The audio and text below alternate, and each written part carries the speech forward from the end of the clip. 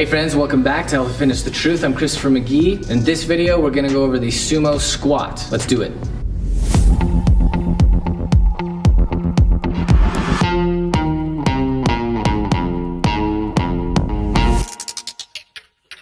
Alright guys, let's go over the cues for the sumo squat. They're gonna be remarkably similar to a regular squat. The differences are gonna be your feet are wider and pointed more out. At the bottom of your squat, your shins should be truly perpendicular to the floor. So let's go over that. Everything else is gonna be pretty much the same.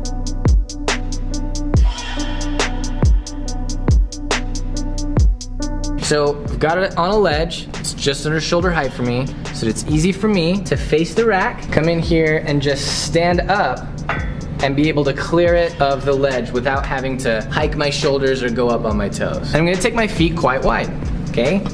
And pointed like 45 degrees wide-ish, 45 degrees-ish, okay? It's gonna be a little different for everyone, as with most things. Okay, now dropping to the bottom of this squat is going to keep my torso quite a bit more upright than a regular squat, because I'm dropping my weight in between my legs as opposed to behind my feet. If I'm dropping my legs behind my feet, my knees have to come forward and my torso has to lean forward, or else I fall back. And different bodies have different dimensions. Some torsos lean forward a little more, some lean forward a little less. If there's an excessive amount of forward lean on a squat, that's something to look into, but this is a sumo squat video, so we'll look at that. So feet pointed about 45 degrees wide. Okay, dropping to the bottom, and coming right back up.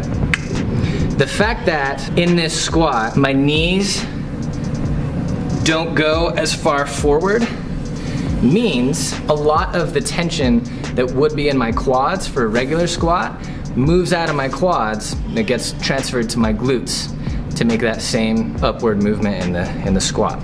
Okay, bringing it back, I can just walk forward because I'm facing the rack, set it down, sumo squats, there you go.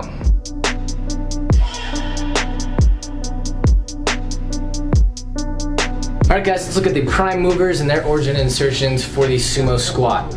Now, really, they're exactly the same as for the sumo deadlift. The weight is just placed differently, so the stabilizers work a little differently. But as far as the movement goes, you are dropping your weight through your hips with your feet turned wide. So we're still looking at glutes and quads, okay? Because in a sumo squat or sumo deadlift, your feet are turned externally rotated, right? Your hips are externally rotated, and that manifests at your feet by having your feet turned like 30 to 45 degrees wide, okay?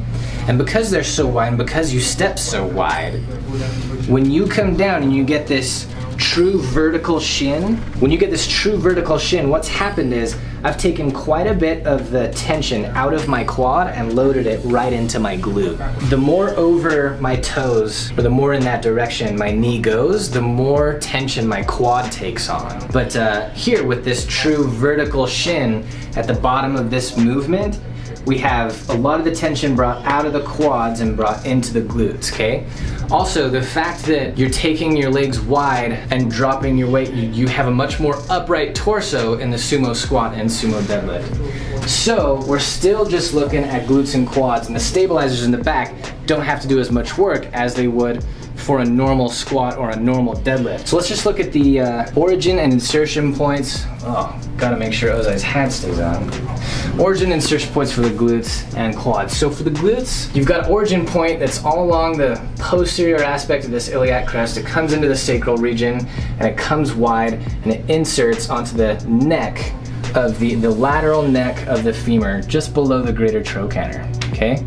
And as for quads, we know there's 4 branches, hence the name quads. And moving from laterally in, we've got first vastus lateralis, which has an origin point on the greater trochanter here. It just comes down, crosses over the patella, and inserts, of course, onto the tibial tuberosity, which is the same insertion point for the rest of them. In from there, we have rectus femoris, which has an origin point at the base, the very bottom part of the iliac crest, right under it, okay? So again, rectus femoris is the only of the 4 branches of the quad that crosses this joint articulation, making it effectively a hip flexor as well as a knee extender. So it starts up here and rectus femoris comes down, passes over the patella and inserts onto the tibial tuberosity. Medially, we have vastus medialis. Vastus medialis of course has the same insertion point, but its origin point is back here, right under and behind kind of the lesser trochanter on the femur. Now deep to all three of those is vastus intermedius, which just comes right off the shaft of the femur, right off the bone, and comes down to the same insertion point on the tibial tuberosity. And there you have your prime movers and their origin and insertion points for the sumo squat.